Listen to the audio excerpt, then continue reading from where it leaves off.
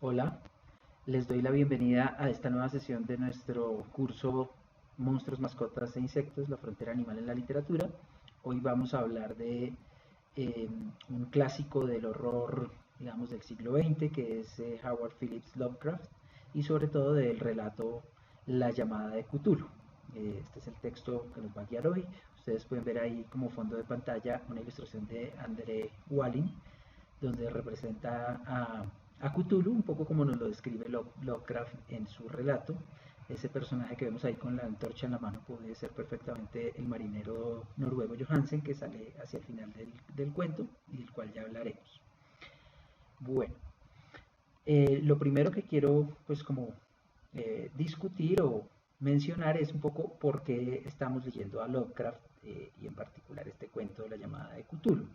Eh, por supuesto, pues con el nombre de nuestro curso indica que perfectamente esta criatura entra en nuestro panteón literario sin mayor explicación, pero también creo que es interesante decir algunas palabras acerca de la recuperación que viene teniendo Lovecraft en el presente, ¿sí? ¿Por qué ha vuelto a ser un autor tan importante, ¿cierto? Este escritor que nació en 1890 a finales del siglo XIX y que vivió hasta 1937, una vida relativamente corta, eh, de manera que apenas no alcanzó a llegar a la mitad del siglo XX. Sin embargo, es un autor que después de su muerte empezó a ser recuperado, a ser publicado por editoriales ya más prestigiosas que aquellas revistas un poco baratas en las que publicó en vida. Y es un autor que es de culto para muchas personas y no ha dejado, digamos, de ser leído. Pero en todo caso, en los últimos años, en el siglo XXI, es muy curioso que ha habido como un renacer de la literatura lovecraftiana y no quería dejar de hacer alguna mención a este hecho, ¿sí? Ahora al principio de la presentación y al final diré también algunas cosas. Entonces creo que hay varias razones para esta recuperación de este autor. Eh, una es un poco una razón literaria, una recuperación literaria, es decir, un conjunto de escritores que han decidido volver a la obra de Lovecraft, homenajearlo, inspirarse en sus personajes, en sus atmósferas, ¿sí? Y no solo la de él, sino la de todo un grupo de escritores que lo rodearon. Eh, Aquí les quería presentar pues como esa corriente que ha sido un poco la que ha ayudado a que Lovecraft vuelva a ser leído, vuelva a ser discutido, vuelva a ser imitado, etcétera, etcétera, ¿no? Es una corriente que se ha dado en llamar The New Weird, ¿cierto? Como el nuevo extraño, el nuevo bizarro, ¿cierto? Eh, pero pues de alguna manera pues toma su nombre de precisamente esta corriente de publicaciones en las que publicaban Lovecraft y sus amigos, siendo la más famosa Weird Tales, ¿cierto? Pero se les conoce generalmente como la literatura weird, ¿cierto? A estos autores de primera mitad del siglo XX que publicaban en estas revistas muy baratas, que eran muchas de ellas hechas por los propios escritores, por fans, era como el antecedente del fandom, que ya hablaremos de eso. Y pues que siempre no eran las revistas más prestigiosas, eran como para un público muy específico, eh, pero en el siglo XXI ha habido una serie de autores provenientes del mundo de la fantasía, la ciencia ficción, que han encontrado pues un valor muy particular en esos personajes, en esas criaturas, en esas atmósferas tan extrañas que nos proponían estos escritores en la primera mitad del siglo XX y han traído al siglo XXI un poco esa corriente, ¿no? Si ustedes se dan cuenta, estas dos carátulas que pongo acá son de antologías, de Weird y New Weird, ¿cierto? Eh, y son hechas por una pareja muy famosa, muy célebre en la literatura de ciencia ficción contemporánea, que son Anne y Jeff Vandermeer, y ellos son un poco los que han participado en esa recuperación, ¿no? Si miran la de New Weird, que ya son escritores contemporáneos, bueno, en la de Weird también hay escritores contemporáneos, pero en The New Weird ustedes ven eh, a China Mieville, que es otro de los grandes referentes un poco de esta literatura New Weird, ¿cierto? Eh, y pues a otro conjunto de autores más o menos cercanos a nosotros, ¿cierto? Unos un poquito más antiguos, pero todavía contemporáneos, como John Harrison, como Michael Moorcock, como Paul Di Filippo, en fin, y autores pues completamente, digamos, vigentes en la actualidad, todos ellos. Y sobre todo pues estos dos editores son los que han participado mucho en esa recuperación del Weird y en esa nueva versión, en esa revitalización de estas ficciones que entonces mezclan un poco la ciencia ficción con el horror, con la fantasía y que sobre todo nos dan atmósferas ominosas, oscuras, pero también extrañas, como coqueteando a veces con el ocultismo, con la pseudociencia, en fin, pero también con la ciencia y con, digamos, la perspectiva un poco de la ciencia ficción, que fue uno de los aportes precisamente de Lovecraft, ¿no? Vincular el horror con la ciencia ficción. Entonces, en un primer momento, pues le debemos esa recuperación de Lovecraft y sus amigos a esta corriente contemporánea, pero también recientemente pues ha habido otra revisitación, por decirlo así, de la obra de Lovecraft y de los mitos de Cthulhu y de todo este universo de las Weird Tales, desde la filosofía, desde el pensamiento, desde la teoría, digamos, cultural, ¿cierto? Y aquí les puse dos ejemplos de los cuales hablaré al final, volveré a ellos al final.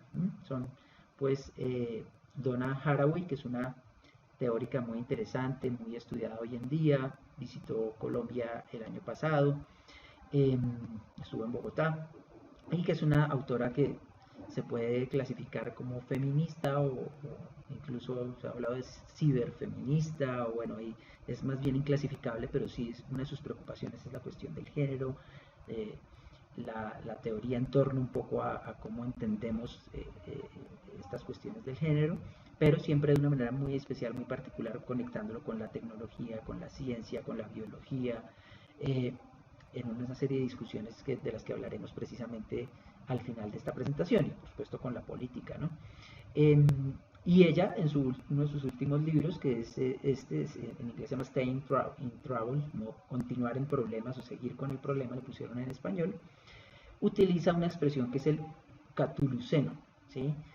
El catuluceno, por supuesto, nos hace pensar inmediatamente en Lovecraft, aunque vamos a ver que ella tiene pues ahí como una relación muy, muy conflictiva y muy particular con Lovecraft, pero no puede pasar desapercibido que está utilizando una categoría que proviene de un nombre que, digamos, hizo famoso Lovecraft en su literatura, aunque ella quiere darle otra genealogía, digamos, no, otra etimología, perdón, y también otra genealogía, sí.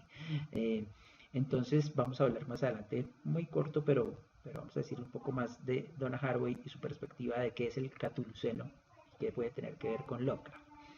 Y el otro referente, pues entre muchos más, porque hay varios filósofos contemporáneos y teóricos contemporáneos que también están recuperando esta literatura, es Eugene Tucker, ¿cierto? Este es un filósofo también contemporáneo que tiene una trilogía que se llama El horror en la filosofía, y en todos sus tomos pues tiene presencia un poco precisamente la literatura lovecraftiana, pero sobre todo en el tercer tomo que se llama Tentáculos más largos que la noche, su propio nombre nos lo dice ya la presencia de Lovecraft. También incorpora un poco una reflexión sobre precisamente esa relación entre la literatura de género, de terror u horror, y la filosofía, ¿no? Entonces también vamos a ver que porque un autor tan aparentemente tan de nicho y tan incluso considerado como de literatura de consumo fácil, etcétera, que pues, en realidad eso es un prejuicio, pero bueno, que por qué les está interpelando tanto a los filósofos, a los pensadores y a la teoría crítica y cultural contemporánea, ¿no? Entonces, esa es otra de las razones por las cuales Lovecraft está como siendo recuperado, y para nosotros también en el marco de este seminario es muy interesante, ¿no? Estas recuperaciones. Bueno, vamos a hablar muy someramente sobre Lovecraft, su vida, básicamente un pequeño esbozo biográfico muy rápido. Ahí ven una foto del pequeñísimo Lovecraft cuando era niño, ¿no?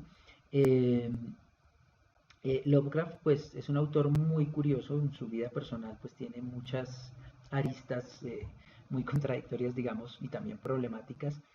Eh, pero es un autor, digamos, que tuvo una vida que no fue fácil tampoco, ¿no? Se puede comparar un poco con otro escritor norteamericano que lo influenció mucho, que es Edgar Allan Poe, ¿cierto? Coinciden sus vidas en muchas cosas, y de hecho, pues, Lovecraft admiró muchísimo a Poe, pero es también un poco la lucha para sobrevivir y para llegar a vivir de la escritura, ¿no? Lovecraft pues, fue un niño muy tímido, muy introvertido, un poco enfermizo, eh, que no tuvo la presencia de su padre, pues porque cuando él era muy joven, ¿sí? Teniendo apenas 3 años, el papá fue internado en un hospital psiquiátrico, eh, y murió al poco tiempo, un par de años después. Entonces digamos que él creció sin esa figura paterna. Esto a la vez también hizo difícil su situación económica, porque aunque el abuelo de Lovecraft era un señor más o menos pudiente y tenían más o menos recursos, poco a poco se fueron diezmando esos recursos y ellos quedaron como muy limitados económicamente. Sin embargo, a Lovecraft le quedó la idea como de que él pertenecía a una especie de aristocracia, siempre se jactó un poco de ese abolengo y siempre quiso rastrear su abolengo hacia Inglaterra, ¿no? Admiraba mucho Inglaterra y él se sentía casi un inglés de Norteamérica, además pues porque es de esta región de Estados Unidos, de la Nueva Inglaterra, New England, y él tenía un poco esa idea de que él tenía como unos ancestros eh, pertenecientes a cierta aristocracia, digamos, ¿no? Entonces siempre tuvo como esa pedantería un poco también del que se cree superior por una falsa posición de familia, ¿cierto? Y eso también pues, lo alejó un poco lo hizo un poco retraído, ¿no? Después de que muere su padre, entonces él quedó como al cuidado de su madre y de sus tías, ¿cierto? Y con la figura de su abuelo paterno, Whipple Van Warren Phillips, como muy fuerte, ¿no? Se volvió su figura paterna, su influencia también literaria, en fin. Pero sobre todo pues se hace mucho énfasis en la relación tan estrecha que tenía Lovecraft con su madre y como su madre también un poco lo tenía aislado del mundo, le vivía como atribuyendo enfermedades para poder tenerlo más protegido y bueno, como muy protegido también por ese grupo de mujeres con sus tías también y con un poco de contrapeso con la figura de su abuelo, pero que en todo caso también digamos, se volvió problemático cuando él dejó de estar ahí, ¿no? Porque también falleció al relativo poco tiempo, digamos, ¿no? Murió en 1904, es decir, tenía 14 años Lovecraft, según vemos, y esto pues deprimió muchísimo al futuro escritor, ¿no? O al que ya era un escritor, porque una cosa que también hay que decir de Lovecraft es que era un niño casi prodigio, un escritor, un niño muy precoz, muy activo intelectual y artísticamente, pero también, digamos, tampoco tuvo como darle completa cauce a esos intereses intelectuales por su relación con el estudio y con la formación académica fue muy problemática, ¿no? Bueno, la presencia de su madre entonces sigue siendo muy intensa hasta cuando él cumplió los 31 años, que es cuando muere su madre, lo cual también por supuesto lo afectó muchísimo por esa relación un poco asfixiante pero también muy estrecha que tenían. Y aquí un poco en todo caso también Lovecraft se empezó un poco a mover ya con más flexibilidad. Lovecraft nunca, pues digamos, nunca terminó una carrera académica.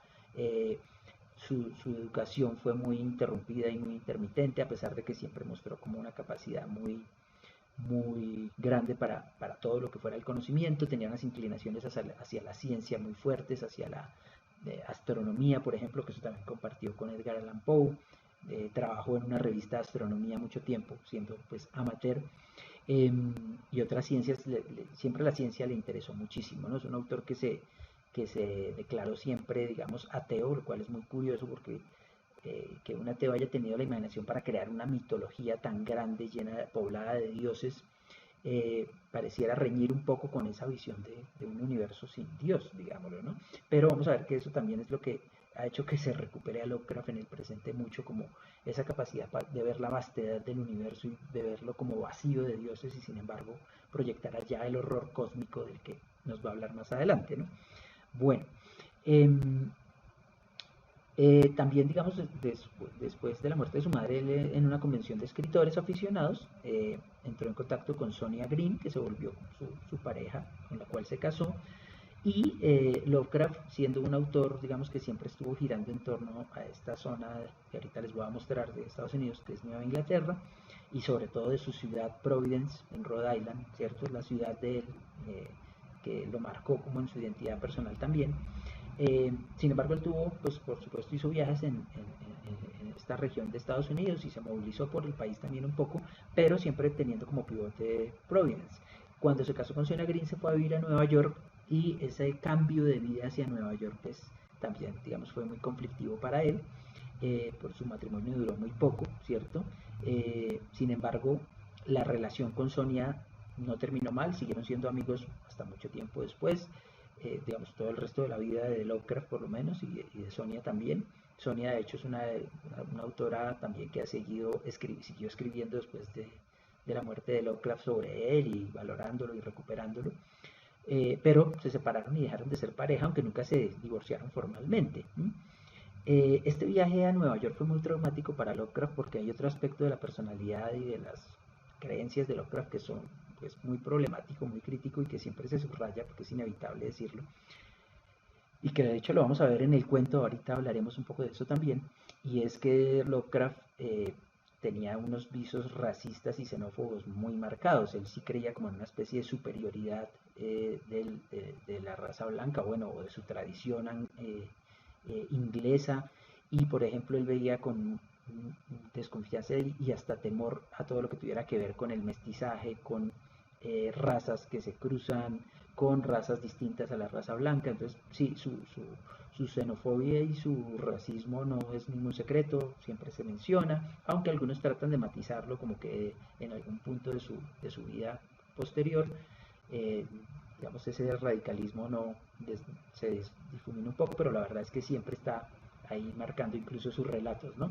Y eso pues una cuestión crítica que, como decíamos, es un hombre con muchas aristas, unas muy oscuras, otras más interesantes y atractivas, pero pues esta faceta es inevitable de mencionarla. Y precisamente en Nueva York se encuentra con una ciudad que es completamente multicultural, que tiene presencia de muchos inmigrantes de muchos países distintos y eso también lo llena de angustia. Por otro lado, en su Providence natal, que él quería mucho, pero que en todo caso también era una ciudad portuaria que tenía, además de la presencia del mar que a él le generaba tanto terror, pero a la vez tanta atracción.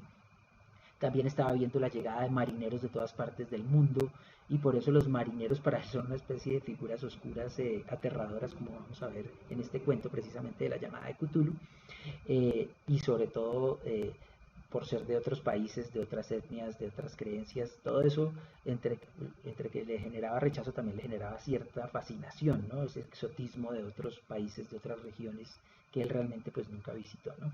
Entonces, ese paso por Nueva York fue parte un poco de esa también, de esa consolidación, de esos miedos, de esos temores y esos prejuicios de Lovecraft.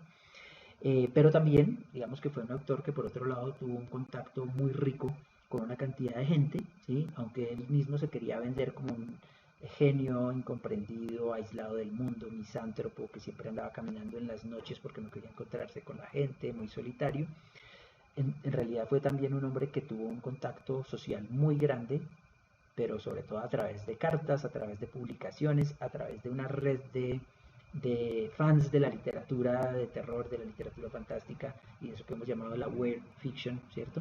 Entonces ahorita hablamos un poco más de esa faceta que es tal vez la más interesante, cómo conoció a muchos otros escritores con los que entabló relaciones muy fuertes y que le permitieron construir este mundo no como el escritor solitario, sino como alguien que colaboraba con otros, que les reescribía, que les ayudaba, y que abría y ofrecía generosamente sus personajes y sus mundos de ficción para que otros los continuaran, ¿no? Entonces ese es como el lado también más interesante de Lovecraft.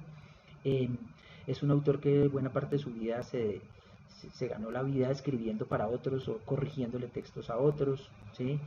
Fue corrector de estilo, le reescribía las obras a muchos autores, ¿sí? Que algunos de ellos después incluso le daban el crédito, otros no, era simplemente lo que se conoce como un ghostwriter, un escritor fantasma, al que le pagan para terminar una obra o para pulirla o para mejorarla, etcétera, etcétera, ¿no? Ese fue uno de sus trabajos, del cual vivió casi toda su vida, y pues de su literatura realmente no pudo vivir. Sí, él publicó muchas cosas en vida, en revistas, pero la remuneración no era muy alta, etcétera. Entonces, no es que haya podido vivir propiamente de la literatura en ese sentido, ¿no? Pero bueno, después de divorciarse volvió a Providence pues volvió a vivir con sus tías, ¿cierto? Y con ellas vivió el resto de su existencia, digamos, una de ellas murió al poco tiempo, digamos, ¿no? En 1933, y con la otra vivió hasta que él murió. Entonces él siempre estuvo como muy cercano a su familia materna, eh, y finalmente murió en 1937, ¿sí? Parece que de un cáncer intestinal que se le complicó, eh, y pues realmente pues vivió una vida corta, ¿sí? 46 años, 47 años, una vida en la que no vio el éxito, ¿sí? La mayoría de sus publicaciones fueron o en ediciones amateurs, es decir, no en un circuito editorial consolidado, sino en una red de escritores aficionados, que ya hablaremos de eso, o en revistas de estas de circulación masiva, digamos muy baratas, de ediciones muy económicas, que pues eran mal vistas desde, digamos, el mainstream literario. Entonces siempre fue como un autor considerado menor, hasta que después empezó a verse su figura crecer, ¿sí? Y empezó a ser traducido al francés, al español, a muchas otras lenguas, y empezó a ser pues famoso a nivel mundial y se volvió un autor de culto, ¿no? También sus amigos pues participaron como en ir aumentando, haciendo crecer ese mito del propio Lovecraft como autor, como persona, como escritor, y sus obras empezaron a ser revaloradas, ¿no? Pero bueno, acá vemos una fotografía de la tumba de Lovecraft, ¿cierto? Del 20 de agosto de 1890 al 15 de marzo de 1937. Es decir, no alcanzó a cumplir los 47 años. Y el epitafio dice simplemente, yo soy Providence, ¿sí? Porque la ciudad de Providence efectivamente está en toda su literatura, aparecen direcciones, aparecen casas, edificios, fachadas, arquitecturas que él resaltaba en sus cuentos, son parte protagónica de sus relatos. La vida cerca al mar también decíamos que lo marcó, ¿sí? Por ahí algunos biógrafos dicen que toda su obsesión con los pulpos, los cetáceos, ¿sí? Todas estas especies submarinas que tanta atracción parecían producirle, pero que también le producían mucho miedo, pues vienen de su relación con el mar, incluso de algo tan banal como una intoxicación con una sopa de mariscos o algo por el estilo, que le generó unas pesadillas terribles. Era un autor pues cuya literatura se nutría mucho de sus sueños y sobre todo de sus pesadillas, y que por eso pues muchos de sus monstruos tienen tentáculos, tienen esporas, tienen sí, todas esas características de las criaturas submarinas más profundas, digámoslo así, ¿no? Entonces, yo soy Providence, es una manera en que él se definía, ¿sí? Esta ciudad es mi identidad, yo soy un habitante de esta ciudad, ¿no? Aquí les ponía un poco ubicándoles a Nueva Inglaterra, y en esa esquinita arriba del mapa de Estados Unidos en rojo, como pueden ver acá, que la ampliamos en esta otra imagen.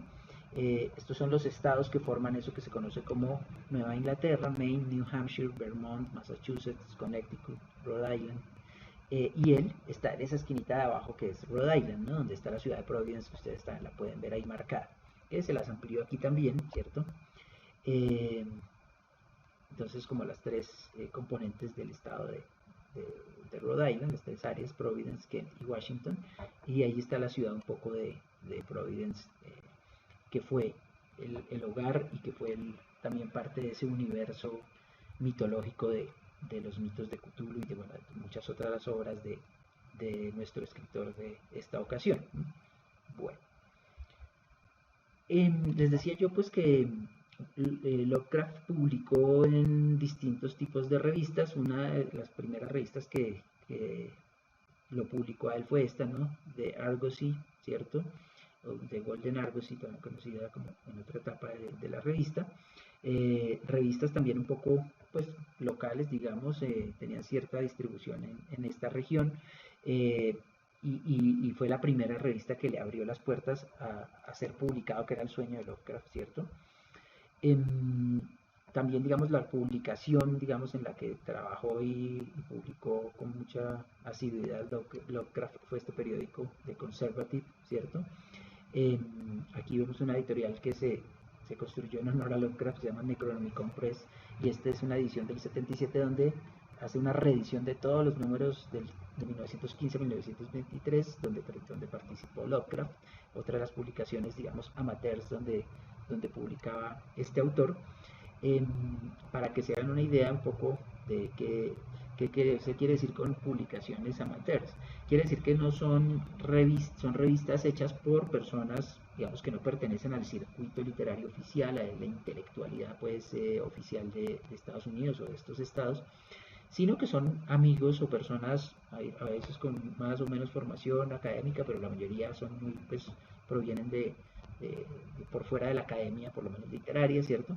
Pero les gusta escribir, les gusta publicar, les gusta hacer críticas de lo que leen, y se reúnen y crean sus propias publicaciones y sus propias asociaciones para intercambiar revistas, ¿no?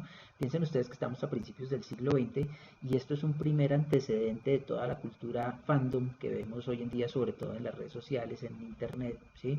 Pero que se remonta mucho tiempo atrás, ¿no? Entonces es un momento muy interesante y es un área de las publicaciones también muy interesantes porque eh, es como el nacimiento de esa cultura del compartir información entre fanáticos, entre amantes de algún género, de algún estilo, de alguna tendencia, y Lovecraft fue uno de esos que casi siempre, casi no salió de ese nicho. Él vivió toda su vida editorial casi en el nicho de las publicaciones de aficionados, con, digamos, la excepción, ahorita vamos a ver, de esas otras revistas que ya le abrieron su puerta, revistas de terror, fantasía y ciencia ficción que empezaron a salir en los años 20, ese tipo de publicaciones que se conocen como las Pulp Fiction, ¿cierto? Las publicaciones en papel barato, ¿sí? Y con unos precios muy económicos que circulaban sobre todo en los kioscos y no propiamente en las librerías, eh, en kioscos en la calle, digamos. Entonces en ese mundo es donde se movió Lovecraft y donde publicó Lovecraft, ¿sí?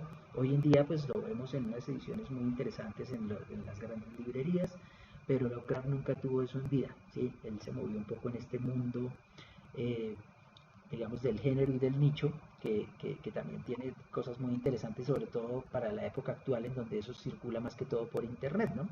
La autopublicación, amigos que se reúnen y gestionan una revista, ¿sí?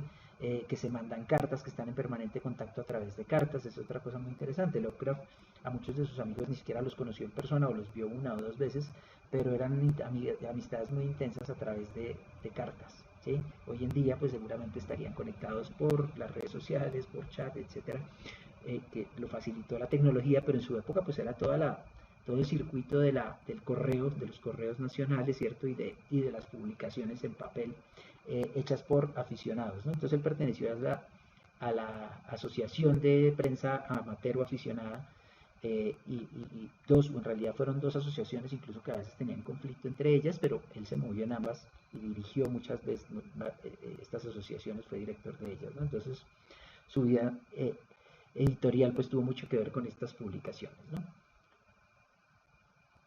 Pero bueno, la gran publicación, digamos, de este periodo, que le da un poco también el nombre a ese subgénero que es el Weird Fiction, es esta, la Weird Tales, ¿cierto? Que tuvo su versión en español, ahorita les muestro una carátula.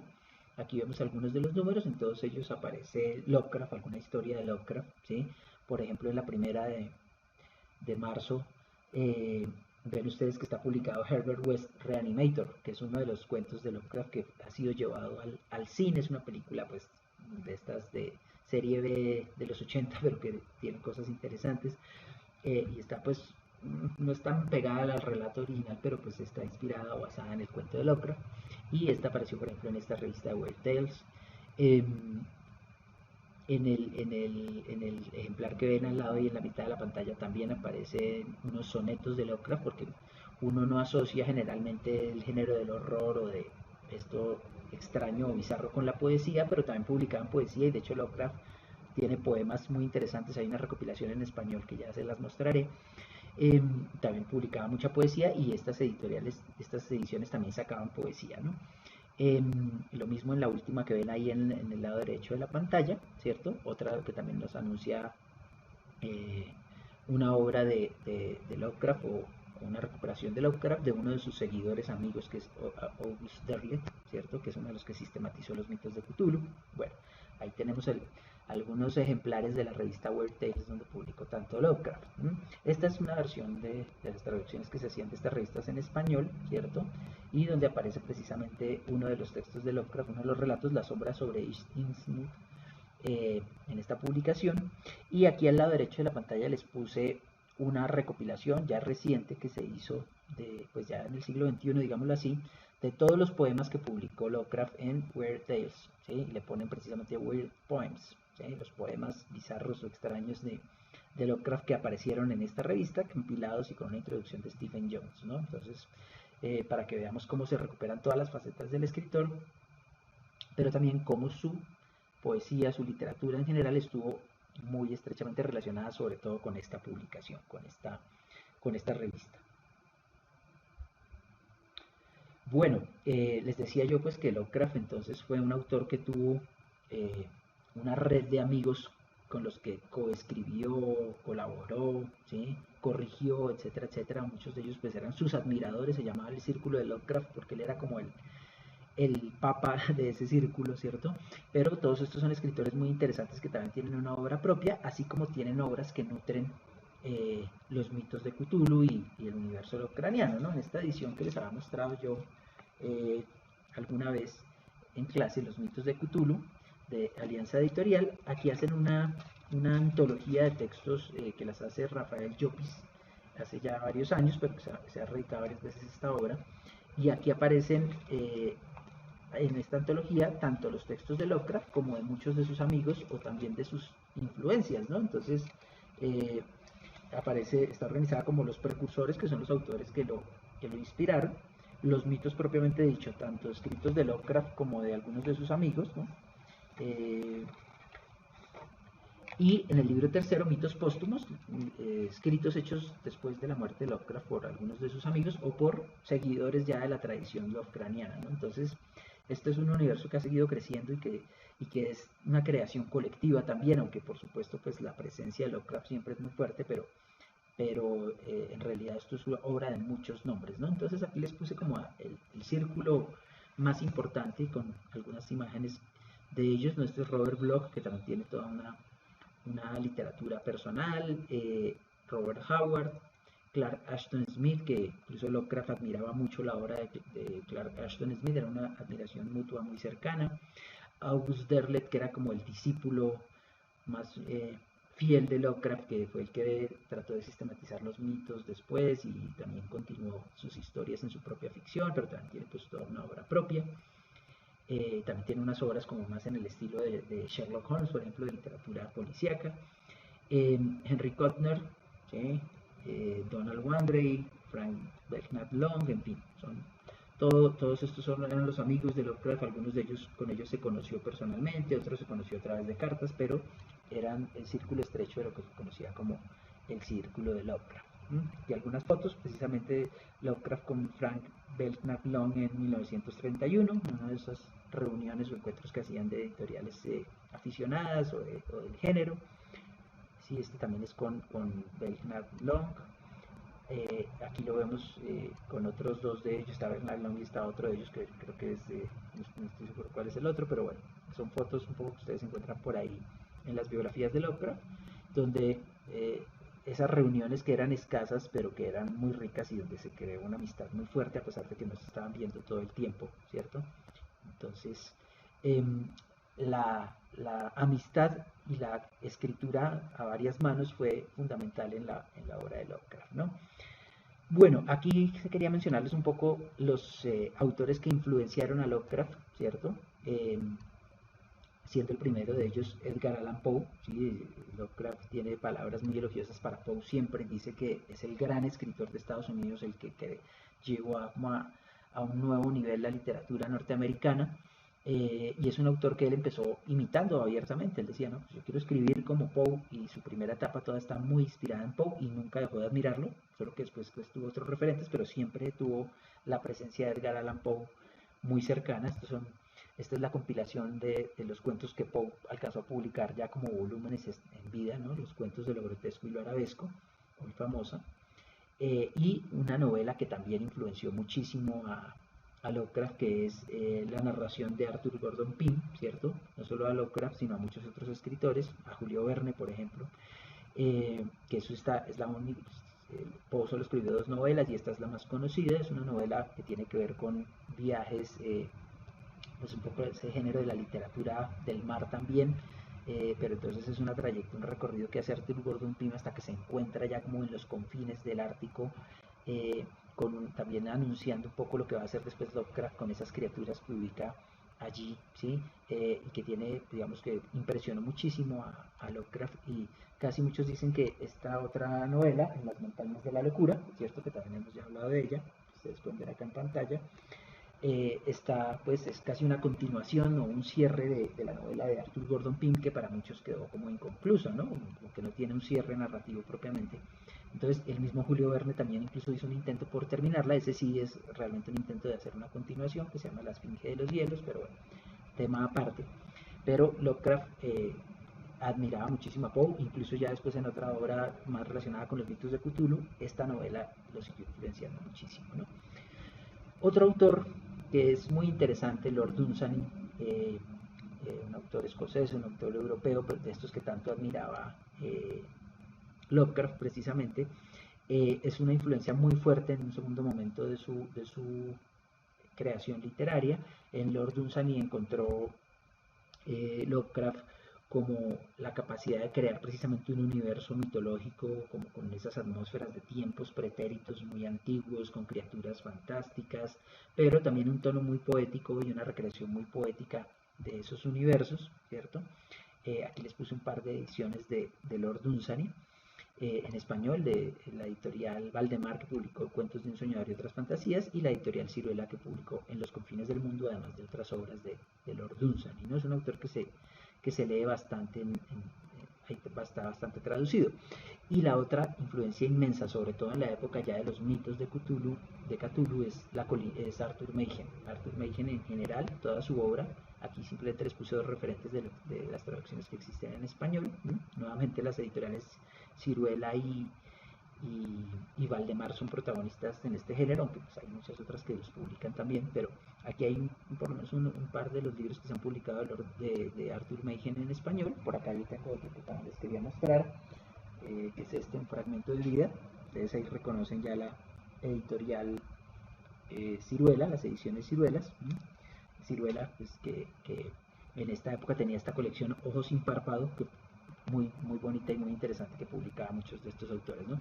De Machen también, para él casi que la influencia para los mitos de Cthulhu es Arthur Machen, porque en los cuentos de Arthur Machen aparecen como esos cultos ancestrales también, esas especies de sectas o religiones escondidas, eh, o grupos de admiradores de dioses ocultos, ¿sí? De dioses muy antiguos, y grupos que en el presente siguen conectados con esa tradición esotérica, ¿cierto? Eh, de épocas pretéritas, ¿no? Arthur Machen pues, fue un autor que estuvo muy cercano también a movimientos esotéricos en su época, es célebre por haber pertenecido a esta orden de la Golden Dawn, que es una orden, uno de los movimientos esotéricos, digamos, recientes del siglo XX, pero pues que bebe de toda una tradición esotérica mucho más antigua. Y esos cultos también atraían mucho a Lovecraft, a pesar de que hemos dicho que Lovecraft era un tipo absolutamente racional, ateo, etcétera. Para él, en términos simbólicos y de creación de ficciones, todos esos cultos le inspiraban muchísimo, y por eso en sus cuentos, como en los mitos de Cthulhu, en la llamada de Cthulhu, vamos a ver que aparece la idea de que hay como una religión misteriosa, secreta, dispersa por todo el mundo, que rinde culto a esos dioses antiguos, ¿no? Entonces, Arthur Machen es uno de los inspiradores de esa idea precisamente. Bueno, aquí tenemos entonces a los tres autores, y un poco cómo se puede asociar con etapas distintas de la obra de Lovecraft, ¿no? Dicen pues que su admiración por Poe lo conecta mucho con esa tradición gótica de la cual Poe fue el representante norteamericano, ¿cierto? Pero que viene de Alemania, de Europa, de autores como Hoffman, por ejemplo, en Alemania, bueno, en fin. De Dunsany un poco la etapa onírica, esa capacidad de reconstruir mundos oníricos, o de pensar también que los sueños nos transportan o nos conectan con un pasado real también, o de eras pretéritas, pero también esas atmósferas del sueño y de la pesadilla un poco, aunque en Dunsany eran un poco más poéticas.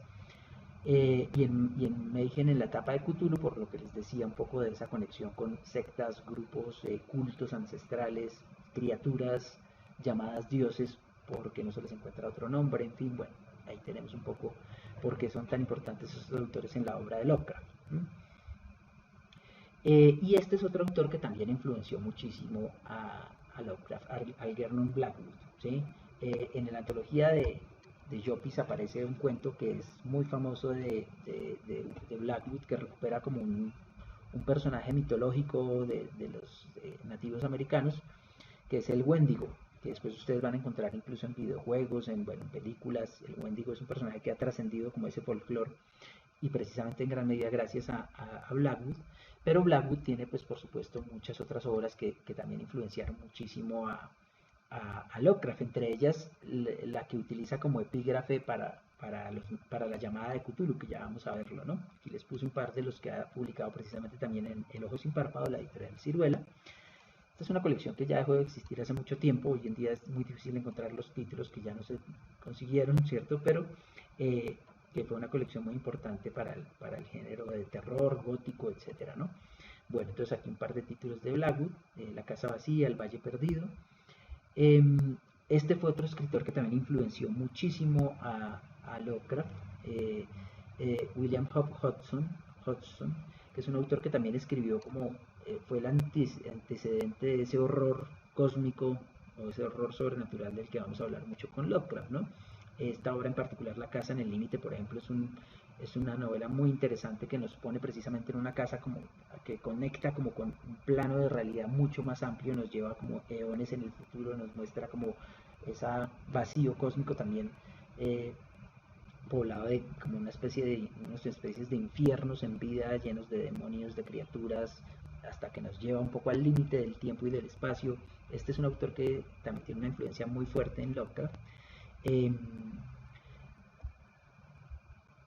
Y también se habla de M.R. James, que es un clásico de la historia de fantasmas, digamos, este es el más clásico de los autores del típico cuento de fantasmas victoriano, digamos, pero también fue una influencia muy fuerte para Lovecraft, ¿no? Entonces aquí tenemos otros de los autores que también inspiraron y que él también comentó, ¿no? Porque vamos a ver que él tiene un libro donde hizo pues como toda su lectura del horror en la literatura, del horror sobrenatural, y menciona a muchos de estos autores, los comenta, los critica, etcétera, etcétera.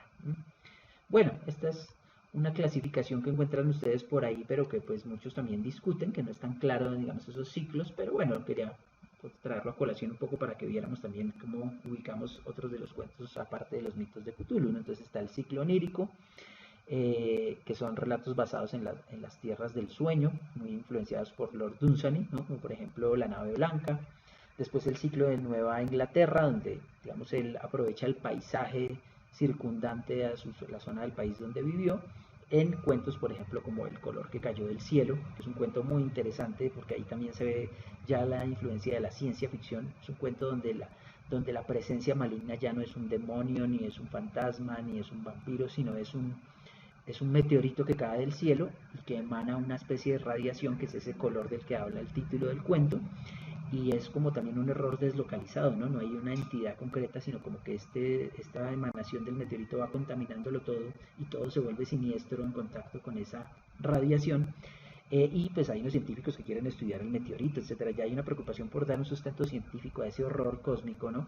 Esta historia, curiosamente, salió el año pasado una película, la adaptación más reciente de Lovecraft, que es El color del espacio exterior, protagonizada por Nicolas Cage en una de sus terribles actuaciones, pero que la película a mí particularmente no me parece una mala adaptación, ¿sí? Algunos la critican porque dicen que pues Lovecraft nunca describe con detalle cuál es el color, y sin embargo en la película sí muestran el color, que es como un rosa intenso, un púrpura, un fucsia intenso similar al que yo uso aquí en la tipografía, y ese color como que, o al que vemos en los ojos de Cthulhu ahí de fondo, pero yo creo que ese no es un error de la película, al contrario, creo que es un acierto, es una de las cosas interesantes que tiene, así como tiene muchos desaciertos, tiene cosas que me parece que a mí que funcionan bien, pero bueno, al margen de eso, si pueden ver la película, por ahí la consiguen, es del año pasado.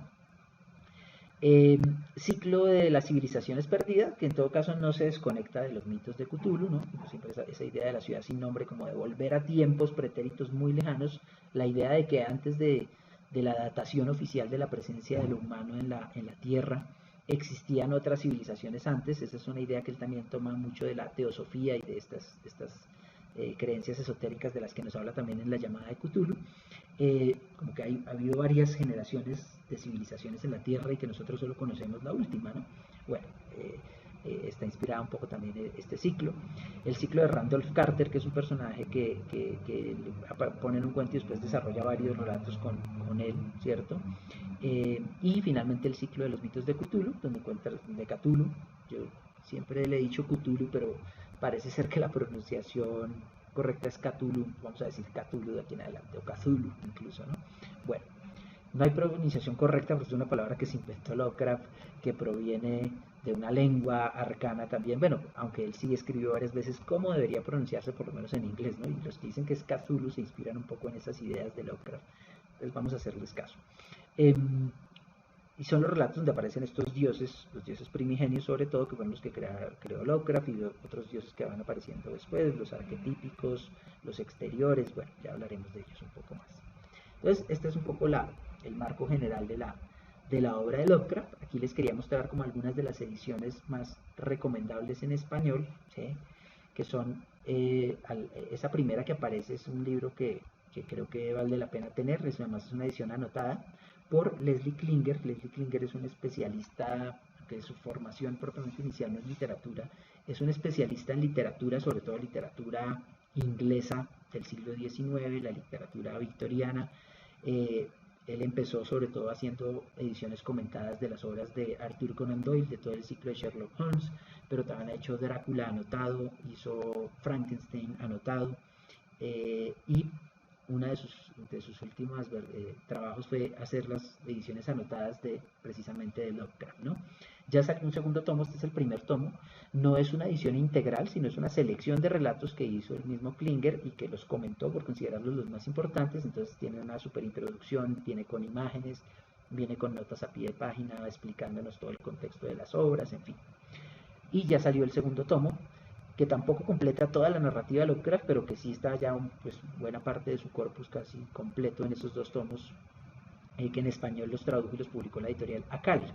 A los que les gusten los cómics, el universo de los cómics, pueden reconocer allí a Alan Moore, que es un guionista de cómics muy famoso y también escritor, que hizo la introducción de este primer volumen, ¿no? Bueno, entonces muy recomendado. En español solo han traducido este primer volumen.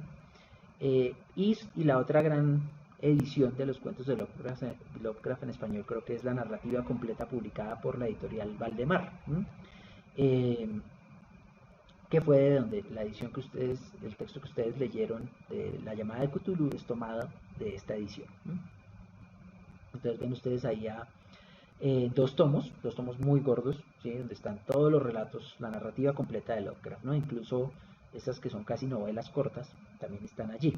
Entonces, dos tomos muy recomendada, se consigue en el mercado, o sea, incluso acá en Colombia se distribuye todavía. Y la de Leslie Klinger creo que también se consigue en librerías colombianas, por lo menos acá en Bogotá. Bueno, otras obras publicadas en español de Lovecraft también, para recomendar los poemas de los que yo les hablaba al principio. No están todos los poemas, está una antología de poemas que se llama Hongos de Yugot, que es un poema muy famoso de él, y otros poemas fantásticos. Allí también aparecen los mitos de Cthulhu, allí también aparecen la fantasía y el terror de Lovecraft en sus poemas, entonces es una faceta muy interesante que vale la pena explorar. Este libro, Confesiones de un incrédulo, y otros ensayos escogidos, también es interesante porque nos muestra esa otra faceta como crítico, como comentarista, como ensayista, que fue muy importante para Lovecraft en toda su carrera. Pues recuerden que él escribía en estas revistas de aficionados también, mucho de lo que escribía eran críticas literarias, ensayos sobre literatura fantástica, en fin, entonces es un autor que también escribió mucho ensayo y que sus reflexiones sobre el terror, sobre la fantasía, pueden ser muy interesantes, o son en general sobre la vida, ¿no? Confesiones de un incrédulo nos habla de esa faceta también precisamente de escepticismo del que ya he hecho mención. Y pues su gran ensayo es este, ¿no? El horror sobrenatural en la literatura, y otros escritos teóricos y autobiográficos. Es un añadido un poco de la edición que hizo Valdemar, ¿no? Entonces puso el gran ensayo del horror sobrenatural en la literatura, que generalmente se edita solo, y añadió otros escritos teóricos y autobiográficos muy interesantes, ¿no? Este fue un libro que publicó primero, eh, lo escribió entre 1925 y 27, salió publicado este año el 27, y después en los años 30 como que lo revisó, lo amplió, lo corrigió y lo volvió a publicar, ¿no? Entre el 33 y el 34. Y en español existen muchas ediciones, en Alianza hay una, bueno, pero esta de Valdemar es muy interesante porque la completa con otros escritos autobiográficos y teóricos. Y bueno, aquí ya vamos un poco llegando, aterrizando por fin a nuestro cuento, pero les saqué una cita que es muy célebre de Lovecraft precisamente de este libro, ¿no? Del horror sobrenatural en literatura. Y es la definición que él da del horror, del terror, ¿cierto? Y cómo esa definición pues nos va a ayudar a entender tanto este cuento y muchos de sus relatos como esa recuperación actual del autor. Bueno, entonces dice así la cita que ustedes pueden seguir en la pantalla. La emoción más antigua y más fuerte de la humanidad es el miedo, y el miedo más antiguo y más fuerte es el miedo a lo desconocido, ¿sí? Hasta ahí ya tenemos la definición y con esa nos podemos quedar de aquí en adelante y de ahí vamos a entender por qué es tan importante la concepción que tenía Lovecraft del horror y por qué ha sido interpretada también después filosóficamente. Recuerden esta cita ahora que hablemos de Eugene Tucker. Pocos psicólogos pondrán en duda este hecho, lo cual debe garantizar para siempre la legitimidad y dignidad del relato fantástico y de horror como género literario, ¿sí? Pues porque siempre se discutía, ¿no? Siempre se veía el horror como un subgénero, un género menor, un género de menos calidad, etcétera, y él quiere hacernos ver que no, que el horror es un género muy importante, muy interesante, que tiene muchas cosas que decirnos sobre nuestra propia humanidad, sobre los miedos del ser humano, sobre la psicología del ser humano, ¿no? Pero sobre todo nos dice, el horror más grande es el miedo a lo desconocido, por eso es que sus cuentos, la fuente de horror nunca es tan nítida, siempre es algo como, por eso también sus criaturas tampoco son tan nítidas, están llenas de tentáculos, escamas, ojos, pero una idea de ellos nítida, pues claro, tenemos ilustradores que han tratado de hacerla, y Cthulhu tal vez es uno de los que es más fácil de representar, pero siempre es como algo que no logramos conocer completamente y eso es lo que nos aterra más, ¿no? O esos eones antiguos a los que nos remonta de esos tiempos desconocidos, precisamente también que, de donde vienen los horrores más profundos o los confines del espacio que tampoco conocemos, de allí viene el horror de Lovecraft, ¿no? Bueno, este tipo de relato está expuesto a los ataques de un materialismo sofisticado que se aferra a las emociones más frecuentemente experimentadas y a los sucesos externos, y a los de un idealismo ingenuo e insípido que desaprueba el móvil estético y reclama una literatura didáctica que eleve al lector a un nivel adecuado de optimismo afectado, ¿no? Entonces él, por supuesto, reniega de esas dos corrientes, ¿no? Por un lado, un materialismo sofisticado, ¿cierto? Que todo lo quiere explicar y que todo lo quiere, lo pone afuera, como en un materialismo objetivo, digámoslo así, ¿no? Pero también él cuestiona el idealismo, ¿no? Como que todo está en nuestra mente, como que todo es una concepción de nuestras capacidades intelectuales o mentales, etcétera. Y él casi que rompe esa oposición, ¿sí? Entre lo exterior y lo interior, en la medida en que sus sueños, los sueños oníricos, ese mundo onírico interno, nos conecta con el mundo real, con el mundo material, con el pasado. ¿Sí? Entonces también como que se ubica de una manera muy lejana de ese dualismo, ¿cierto? Entre materialismo e idealismo, que también eso es lo que lo hace interesante para autores contemporáneos, ¿no? Pero pese a toda esta oposición, el relato fantástico ha sobrevivido, se ha desarrollado y ha alcanzado un grado extraordinario de perfección, ya que se basa en un principio profundo y elemental, cuyo atractivo, si no siempre universal, debe ser necesariamente intenso y permanente para las mentes verdaderamente sensibles, ¿no? Entonces nos está diciendo un poco que ese principio de que el miedo a lo desconocido es el motor fundamental de la ficción de horror, ha hecho que este género se haya ido estilizando, se haya vuelto más complejo, más interesante y que nos interpele de muchas maneras, ¿no? Y bueno, en ese contexto entonces quiero que empecemos a discutir el cuento de La llamada de Cthulhu, ¿sí? Un cuento escrito en 1926 pero publicado unos años después, ya vamos a mirar la edición. Aquí otra ilustración de Andrew Walling también, como si la anterior era una vista frontal, esta es una vista lateral, pero que también nos muestra como las dimensiones de Cthulhu, tal y como lo describe Lovecraft, frente a un cuerpo humano que lo vemos ahí en la esquinita abajo, en su pequeñez, al lado de un monstruo de estos gigantescos, ¿no? Que incluso parece que se queda corto porque en algún lado él lo describe como un monstruo de kilómetros de tamaño de kilómetros, ¿no? Entonces, en una escala de kilómetros, pues ya son palabras mayores, ¿no? Pero bueno, ahí vemos una versión de Cthulhu muy bien lograda por este ilustrador, ¿no? El cuento les decía entonces que salió pues un año después, en febrero de 1928, en la revista Weird Tales, ¿sí? Esa revista de la que ya hemos hablado un poco. Aquí ven ustedes precisamente la carátula de la revista donde apareció el relato de Call of Cthulhu, la llamada de Cthulhu, ¿cierto? Y una ilustración que acompañaba esa edición, donde vemos un poco, creo que representaba el culto este que se dio por allá en medio en el sur de Estados Unidos, en estas zonas que también para Lovecraft le producían como mucho temor y mucha, sí, por también ese racismo de él y esa desconfianza ante todo lo que no fuera el hombre blanco, pues, del norte, ¿no? Y en donde él ubica ese culto medio vudú, medio, sí, cerca por allá de Nueva Orleans. Entonces, esta ilustración nos ubica un poco en ese culto, ¿no? Entonces, estas son dos imágenes un poco que nos ubican la primera edición del cuento de la llamada de Cthulhu.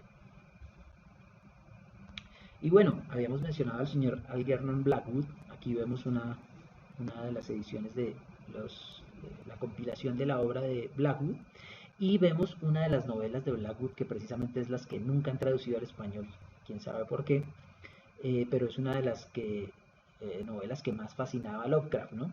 E incluso nos dice que aunque no está tan presente el horror, no es propiamente una novela de horror o que el horror sea lo central, sí tiene que ver con ese tema mitológico y de las criaturas a las que él va a hacer referencia, ¿no? Y por eso entonces es que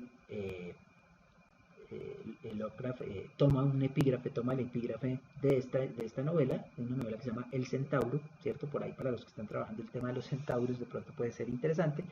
Lo único es que tienen que pues mirarla en inglés porque no existe edición en español. Y de ahí sale el epígrafe, de ahí vemos entonces un poco también la influencia tan fuerte que tuvo Blackwood en la obra de Lovecraft. Y este es el epígrafe, ¿no? Que ya nos justifica un poco la presencia de Cthulhu, la aparición de Cthulhu. Resulta concebible pensar en la supervivencia de tales poderes y criaturas, una supervivencia de una época inmensamente remota en la que la conciencia estaba manifestada, quizás en formas y figuras que desaparecieron hace mucho ante el avance de la humanidad, formas de las que solo la poesía y la leyenda captaron un fugaz recuerdo, llamándolas dioses, monstruos y criaturas míticas de todo tipo y especie. Bueno, esta es una idea que también alienta a Lovecraft en muchas otras obras y autores como Blackwood, y es la idea de que los mitos, los relatos folclóricos esconden una verdad o esconden algo de historia, digámoslo así, no solo una verdad poética, una verdad simbólica, sino que incluso pueden ser formas en que los antiguos interpretaron presencias que hoy en día pues no existen, pero que existieron, ¿sí? Y que la conciencia humana no era capaz de procesar sino a través de un lenguaje simbólico. Esa es un poco la idea de la que abreva Lovecraft ahí, tomando por ejemplo Mayhem, es el que define un poco esa idea o nos conecta con ese pasado remotísimo que estaría expresado en los mitos. Y Cthulhu, pues de este cuento va a ser uno de esos personajes que parece resonar ahí en historias, en cultos, etcétera, etcétera. Y la cita de Blackwood creo que es muy, muy pertinente en ese sentido, ¿no?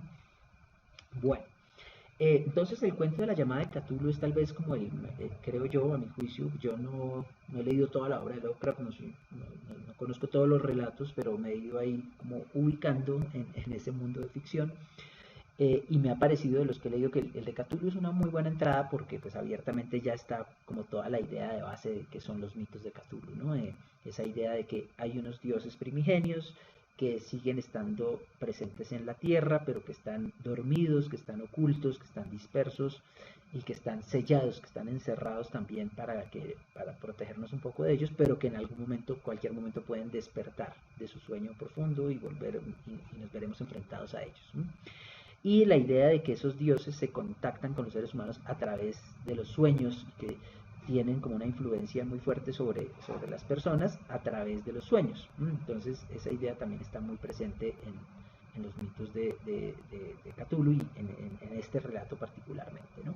Ahí hay una ilustración de Giorgio Comolo de Cthulhu en su ciudad de Rie, que ya vamos a hablar de ella.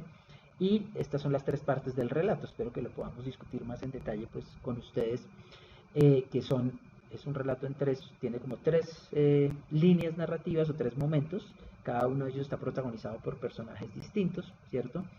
El primero es el horror en arcilla, que nos habla un poco del descubrimiento de esa estatuilla, de ese relieve, ¿cierto? Aquí tengo unas ediciones que no son las más recomendables, pero eran las que yo tenía a mano acá en la casa. Que son estas, los mitos de Cthulhu. Aquí hay una versión, no me parecen unas ediciones no muy buenas porque por ejemplo el epígrafe de la llamada de Cthulhu no le aparece el autor, no le ponen la referencia al autor y de ahí para adelante ya, y tiene muchas erratas, en fin, bueno, pero bueno, solamente como por mencionarlo acá. y pues para usarlo un poco de referencia aquí. Entonces, la primera parte es cómo este tío del narrador, que es el que encuentra por primera vez y el que empieza a desentrañar la historia de Cthulhu, se encuentra con este artista que le lleva una estatuilla que él ha hecho, que es moderna, que no es una pieza arqueológica ni mucho menos, es de la época del autor, pero que sí recuerda por sus inscripciones escritas en un lenguaje desconocido y por la forma en que representa a este personaje de Cthulhu, pues una criatura que parece venir de épocas pretéritas, ¿no? Y esa primera parte está hilvanada en torno a la indagación en torno a ese artista y a esa pieza de cerámica, pero también a una cantidad, digamos, de indagaciones que hizo el personaje en torno a gente de la época que soñaba, que tenía sueños con Cthulhu o sueños que se podían conectar con los episodios de la historia de Cthulhu, ¿no? La segunda parte del relato es la que está narrada por el inspector Legras, que es un personaje que aparecerá después en otros textos de Lovecraft, y que también lo mismo le cuenta un poco su historia al protagonista del relato de Cthulhu, eh, y le cuenta de ese culto que él rastreó y que llegó a, digamos, con la policía y todo allá a esta zona selvática cerca de Nueva Orleans, donde un grupo de personas se reunía en medio de la selva a rendirle tributo a una especie de tótem que representaba a Cthulhu, y donde allí aparece como esa idea de que el culto a Cthulhu nunca ha desaparecido, siempre ha estado a lo largo de la historia disperso por allí, le ha llegado a la gente en sueños y la gente lo ha ido alimentando en su mente y se reúnen eventualmente en algunos momentos para rendirle culto a esta divinidad oscura y ancestral, ¿no? Entonces ahí tenemos pues otro de la segunda parte del relato. Legras, pues allí aparece este personaje de Castro, que es el que nos habla con más detalle de quién es Cthulhu, y pues de todos aquellos que capturaron allá en medio de la selva. Unos murieron, otros fueron capturados y llevados metidos a la cárcel, otros fueron ahorcados, en fin, porque pues era un culto en donde también hacían sacrificios humanos, en fin. Entonces la segunda parte del relato del inspector Legras nos habla de ese culto. Y la tercera parte es la historia del marinero Johansen de Noruega, que fue el que logró, casi que por casualidad, llegar a descubrir la ciudad oculta de Rie, donde está escondido, encerrado Cthulhu, y nos describe cómo incluso Cthulhu despierta y lo persigue, pero vuelve después a su sueño ancestral, ¿cierto? Entonces, el relato tiene esa arquitectura muy particular, y es que, aunque está narrado en primera persona, eh, por el narrador, quien finalmente al final es el que quiere hacerse famoso haciendo el descubrimiento de Cthulhu, pues el protagonista, casi todo el cuento es el tío abuelo del protagonista, George Gamel Engel, cierto, profesor honorario de lenguas semíticas de la Universidad de Brown en Providence, ¿no? Esta Universidad de Brown, así como la Universidad de Miskatonic, aparecen permanentemente en los cuentos de Lovecraft, ¿no? Pero bueno, casi que toda la reconstrucción de cómo Cthulhu se comunicaba a través de sueños con las personas, y sobre todo en un periodo específico de tiempo, y cómo el descubrimiento del artista que hizo la estatuilla y el contacto con el inspector Legras, todo esto va de la mano de George Gamel Angel, y solo la tercera parte ya es desarrollada por el narrador del cuento, ¿cierto? Que es quien va a buscar a Johansen. Cuando llega a Oslo, pues ya descubre que ha muerto, pero su esposa le muestra que él dejó un manuscrito, y en ese manuscrito es donde nos cuenta la última parte de la historia, que es el despertar de Cthulhu, cómo persiguió a estos marineros, que el único sobreviviente finalmente es Johansen, bueno, él y otro, pero el otro también muere rápidamente, y él pues que alcanza a ver a Cthulhu de kilómetros de tamaño saliendo de la ciudad de Riel, que es una ciudad escondida en el mar, de la cual apenas se ve una punta, de una arquitectura que parece completamente distinta a la geometría conocida, ¿cierto? Siempre habló Lovecraft de geometrías no euclidianas para describir cómo eran esos palacios de estas criaturas, ¿no? Para decir que era un conocimiento tan distinto al nuestro. Y Johansen es el que nos cuenta esa última parte de la historia, ¿no? Bueno, lo otro pues que atraviesa todo el relato de Cthulhu es básicamente la idea de que los que van indagando sobre este personaje mueren por razones misteriosas. Johansen murió por razones misteriosas, el tío del narrador murió por razones misteriosas. Bueno, aquí está un poco la descripción que hace en la primera parte de la estatua de arcilla Lovecraft del lado de sus personajes, de esta criatura, ¿no? Entonces, Dice, sobre esos presuntos jeroglíficos se encontraba una figura con evidente propósito pictórico, aunque su ejecución impresionista impedía hacerse una idea clara de su naturaleza. Parecía tratarse de algún tipo de monstruo, un símbolo que lo representase o una forma que solo una imaginación enfermiza podría llegar a concebir. No estaría traicionando al espíritu de aquella cosa si digo que mi imaginación, algo calenturienta de por sí, creía percibir en ella, de forma simultánea, las figuras de un pulpo, un dragón y una caricatura de ser humano. Bueno, ahí tenemos una de esas estrategias que vimos alguna vez con ese libro del monstruo en el arte occidental, que los monstruos provienen de combinaciones de cosas conocidas. Claro, el de Lovecraft lo podemos ubicar más o menos porque menciona cosas que podemos reconocer: pulpo, dragón y ser humano, ¿sí? Y parece ser un híbrido de esas tres cosas, por eso es que lo representan tanto con relativa facilidad, pero en otras descripciones también menciona como escamas, esporas, una materia viscosa, y en realidad las criaturas de Lovecraft no son tan nítidas como esta es una de las más nítidas, por decirlo así, a pesar de que también es una cosa bastante extraña. Una cabeza viscosa y cubierta de tentáculos destacaba sobre un cuerpo grotesco y escamoso con unas alas rudimentarias, pero era el perfil general de toda ella lo que resultaba más espantoso. Detrás de la figura quedaba insinuado un ciclópeo trasfondo arquitectónico, ¿no? Entonces, ese era el otro aspecto, ¿no? Además de la extrañeza de la anatomía de este ser, ¿no? Completamente heterogéneo, también nos habla como del trasfondo donde aparece, ¿no? Se ve al fondo esa ciudad ciclópea, dice Lovecraft, ¿no? Una ciudad que después va a describir con mucho más detalle, como de geometrías imposibles, de ángulos extraños, bueno, como que los espacios también tienen esa extrañeza que tienen sus criaturas, ¿no? Y aquí en esta descripción lo vemos primero, ¿no? Aquí les pongo un dibujo que hizo el propio Lovecraft en 1934, perdón, ahí me equivoqué en el texto de lado, es 1934. El propio Lovecraft, que también le gustaba dibujar, pues no es que fuera un gran dibujante, pero tenía cierta habilidad, eh, dibujó a su criatura, ¿no? Entonces de perfil, porque era un bajo relieve, no era una estatuilla propiamente, ¿no? Después sí aparecen estatuillas en el culto este que encuentra Legras, y el Mariner Johansen también tiene una estatua más grande, en una materia que no se sabe de qué está hecha, una piedra muy extraña. Pero este era el perfil de arcilla que hizo el artista del que se habla en el cuento. Y así dibujó el propio Lovecraft a su criatura. Luego también eso ha facilitado que otras personas lo representen de una manera muy similar, o pronto más elaborada en términos gráficos, pero este es un dibujo hecho por el propio Lovecraft, ¿no? Bueno.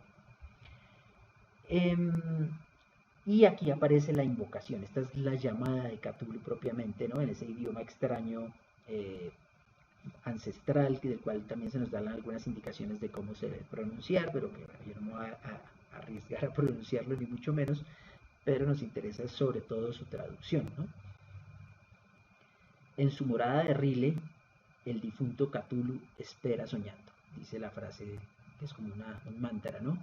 En su morada de Rile, el difunto Cthulhu espera soñando, como que está ya dormido, pero todos esos fanáticos del culto a Cthulhu, que crean estos rituales en distintas partes del mundo, que son visitados en sueños también por esa presencia maligna de Cthulhu, repiten esta invocación, que es la llamada de Cthulhu, como llamándolo a su despertar, o anunciando su despertar, o esperando que despierte en algún momento, ¿no? Pero no llega a despertar propiamente en el cuento, pero ya se nos hace esa presencia desconocida de la que habla Lovecraft permanentemente, ¿no?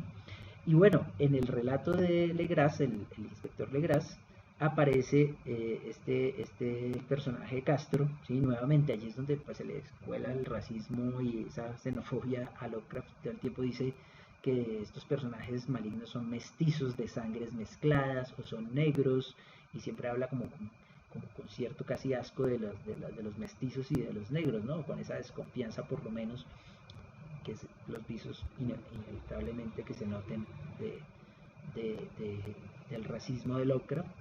Y precisamente pues, estos apellidos hispanos para él parecía como que eran suficientes para marcar como alguien del que había que desconfiar, ¿no? Pero bueno, este personaje Castro es el que le hace el relato a Legras del culto de Cthulhu y de estos seres quiénes son, ¿no? Entonces ahí está un poco la cita, ¿no?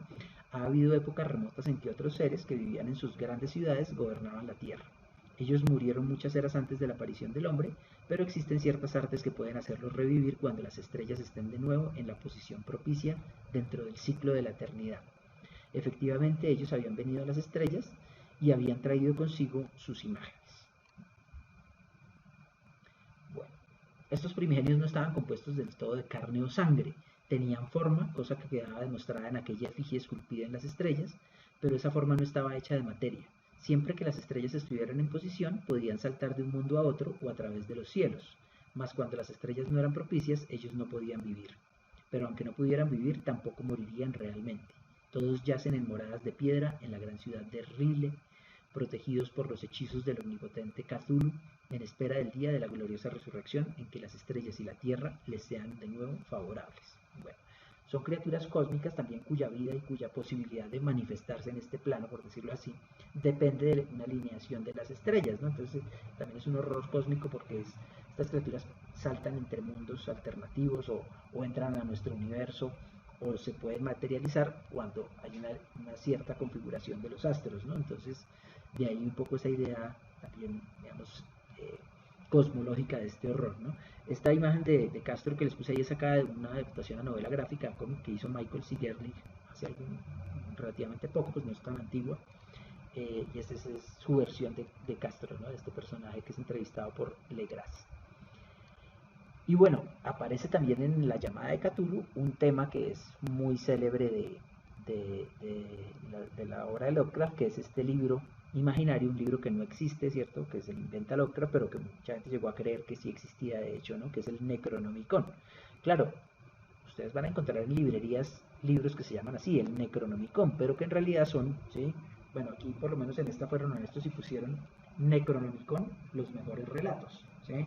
Pero hay otros que lo venden como si fuera efectivamente el Necronomicon, cuando en realidad pues es el libro como tal se supone que es como un grimorio de magia negra que se perdió, que no queda un ejemplar en la Universidad de Miskatonic y otro en otro lado. En fin, él menciona de dónde puede ubicarse el libro en sus cuentos, pero es un libro que él se inventa, ¿no? Y su autor también, un árabe loco llamado Abdul al-Hazred, sería el autor el compilador del Necronomicon, que fue traducido en diversas lenguas. En fin, él le hace toda un rastreo histórico o pseudohistórico al libro, y aquí también aparece mencionado precisamente donde está esta idea citada en el cuento de La llamada de Cthulhu, ¿no? Que no está muerto lo que puede yacer eternamente, y con los eones extraños aún la muerte puede morir, ¿no? Es decir, seres como Cthulhu no mueren nunca realmente, pueden estar enterrados, pueden estar dormidos, pero eventualmente pueden despertar, ¿no? Y es un poco lo que anuncian los cuentos de Lovecraft, ¿no? Bueno, la tercera parte completa un poco el mito de Cthulhu, de este relato, que es la ciudad de Rile, donde se supone que está Cthulhu encerrado, y que es una ciudad pues que está hundida en el mar y de la cual solamente alcanzan a ver Johansen y estos otros marineros que llegan allá. Solamente ven la punta que sale, que es suficiente, que es donde está encerrado Cthulhu, ¿no? Las puertas de la morada donde está encerrado Cthulhu, que se abre, que ellos mismos abren y que liberan a Cthulhu, pero Cthulhu tampoco puede ya quedar libre porque él sigue dormido hasta que las estrellas se alineen. Sin embargo, si los persigue durante un periodo, y es una escena aterradora del cuento, ¿no? Bueno, esta es una de las tantas ilustraciones que circulan por ahí, pero creo que ninguna le hace justicia a esa idea de Lovecraft de que es una arquitectura imposible o una arquitectura de geometría no euclidiana, ¿no? Llena de ángulos imposibles, que cambian de posición, toda inclinada, no completamente recta. Bueno, esta es otra que lo mismo, también me parece que se queda corta, pero bueno, por lo menos nos muestra la salida ahí de la ciudad de Rile, y aquí vemos la salida de Cthulhu de ese cementerio submarino, digamos, aunque se supone que la arquitectura donde él está y de donde él sale está por fuera del mar en esos momentos, ¿no? Cuando lo encuentra Johansen y sus amigos, ¿no? En su morada de Rile, el difunto Cthulhu espera soñando, nos dice la invocación, ¿cierto? Y precisamente un pequeño despertar lo ve Johansen, ¿no? Esta es un poco la historia que nos cuentan ahí de esta parte. Llevados por la curiosidad, siguen el rumbo que llevaban, ahora en el yate capturado y bajo el mando de Johansen, hasta que al poco avistaron un gran pilar de piedra que sobresalía del mar, y en un punto situado, nos da las coordenadas incluso de latitud y longitud. Llegaron a un litoral de lodo, fango y ciclópea mampostería que no podía ser otra cosa que la sustancia tangible del terror supremo de la tierra. La ciudad cadavérica y de pesadilla de Rile, construida hacía incontables eones por repugnantes figuras que procedían de las estrellas sin luz, ¿sí?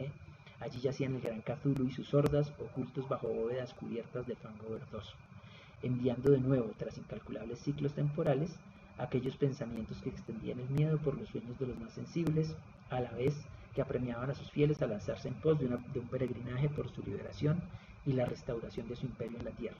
Johansen no sospechaba nada de esto, pero bien sabe Dios que ya vio suficiente. ¿Sí? Entonces, bueno, ahí después hay toda la descripción que es muy rica, pero espero que ustedes la hayan leído, de esa arquitectura del gran Cthulhu cuando sale y se mete al mar y los va persiguiendo y ellos se echan a correr en su barco, acosados por Cthulhu, bueno, y logran escapar finalmente, pero quedan muy alterados y finalmente el que sobrevive es Johansen, ¿no? Pero bueno, este es un poco en general, un poco cómo nos va presentando, cómo nos presenta, ya en clase lo discutiremos con más detalle, el relato, esa mitología, ese culto, ¿sí? Otra parte muy interesante un poco es que el tío abuelo del narrador se dedica a entrevistar a muchas personas y a pedirles que le cuenten sus sueños, porque en esos sueños es donde se manifiestan estas deidades primigenias y en particular Cthulhu, ¿no? Entonces, ahí es donde está precisamente el rastreo casi psicológico que hace el personaje de Cthulhu en los sueños de la gente, y todos como en una misma época coinciden en soñar se sueñan con la ciudad de Riles, se sueñan con Cthulhu, con la invocación que lo despierta, etcétera, etcétera, ¿no? Pero bueno, el narrador finalmente queda con la angustia de que él también lo van a eliminar porque descubrió como este culto escondido, y pues parece que todos los que entran en contacto con este culto terminan muriendo por razones inexplicables, generalmente porque se cruzan con un mestizo o con un negro, como decíamos hace un rato, ¿no? en esa lectura racista, y que después de eso parece que mueren por razones que los médicos no se explican, ¿no? Entonces el narrador queda con esa angustia. Él se quería hacer famoso como antropólogo al revelar toda la historia detrás de la estatuilla de Cthulhu, pero más bien termina acobardado esperando que llegue la hora de su muerte, ¿no? Y bueno, acá les decía como una presentación muy rápida como de ese gran panteón de la mitología, ¿sí? Puse pues los tres grandes tipos de dioses, que son los dioses primigenios o primordiales, de los cuales Cthulhu es como el más conocido. Después hay unos que son los dioses arquetípicos, ¿sí? Que se supone que son los creadores y son los que tienen como un conflicto muy fuerte con los primigenios, porque son los que tratan de encerrarlos porque los primigenios son los malignos. Bueno, aunque ahí Derlet, que es el discípulo de Lovecraft que sistematiza estos mitos, le metió un poco una visión sesgada a los mitos para ponerlo como en términos de la lucha del bien contra el mal, que en Lovecraft no estaba clara, no se trataba realmente de una lucha del bien contra el mal, pero este autor sí trató como de ponerlo así, ¿no? Como que había unos dioses buenos y otros malos, en fin, bueno. Pero sin embargo aquí están más o menos presentados, ¿no? Los dioses arquetípicos, ahí están los mayores, aquí algunos de los nombres de ellos, y los menores que simplemente son como los sirvientes de los mayores, pero no, ni siquiera tienen nombre, son dioses anónimos. Y por otro lado están los dioses exteriores, de estos sí aparecen muchos de ellos en los cuentos de Lovecraft y de sus colaboradores, ¿no? Azathoth, aquí precisamente las cartas que les mostré hace 8 días están algunas de ellos. Aquí está Cthulhu, aquí está Shoggoth, ¿sí? Estaba buscando porque por aquí tenía a Azathoth, pero se me perdió. Nyarlathotep, que está aquí mencionado precisamente como uno de los dioses exteriores. Aquí está Azathoth. Bueno, es un tarot de Lovecraft que ya les había mostrado la vez pasada. Entonces, pues esta es una pequeña presentación de los dioses, pero aquí al lado derecho les puse una infografía que me encontré por ahí en My Confined Space, que muestra así como el panorama general de todos los dioses, ¿no? Aquí les pongo algunas, esta es como una especie de infografía que nos muestra precisamente a los dioses exteriores que están en el primer círculo. En el segundo están los grandes antiguos, digamos, ¿no? Ahí ven ustedes a Cthulhu abajo en la mitad, que serían los primordiales. Y en el tercer círculo están otros dioses menores, otras criaturas independientes. Este es como el gran bestiario de Lovecraft. Ahí precisamente le pusieron este nombre, las criaturas de los mitos de Cthulhu y el mundo y de nuestro mundo. Bueno, ahí se la pueden rastrear. Y aquí un poco como la cronología, ¿no? Desde lo más antiguo hasta lo más reciente, ¿no? Hace 1800 billones de años, ¿cierto? Hace 1100 billones de años, hace 750 millones de años. Bueno, y ahí cuáles dioses son de cuáles eras, están los simbolitos arriba, ustedes los interpretarán, ¿no? Hasta el presente que está en la última esfera, y estas son las zonas del mundo donde podían aparecer estos dioses o donde estaban, digamos, las manifestaciones físicas de estos dioses, ¿no?